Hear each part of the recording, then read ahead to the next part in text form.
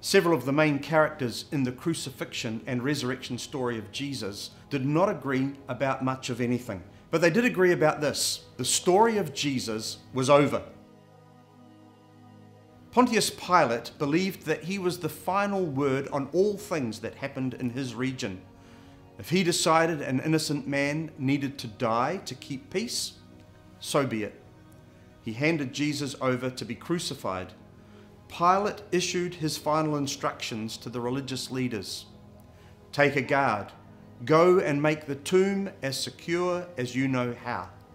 Pilate was certain that he was the final authority on the story of Jesus. Mary, mother of Jesus, understood the anguish of seeing a loved one suffer. She was there, near the cross, as Jesus took his last breath. Filled with despair, Mary was certain that his excruciating death was the final chapter of the story of Jesus.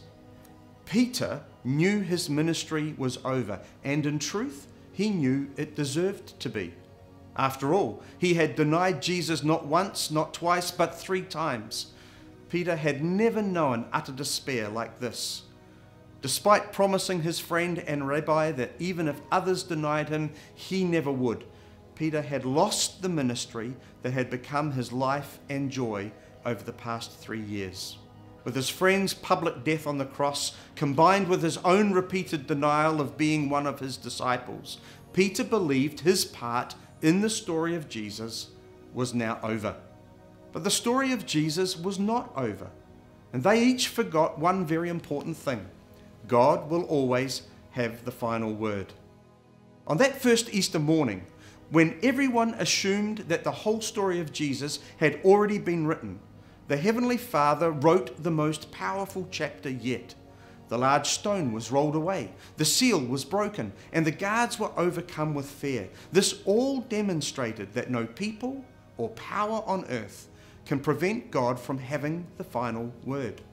Jesus was risen, alive again, and because of that powerful truth, everything changed.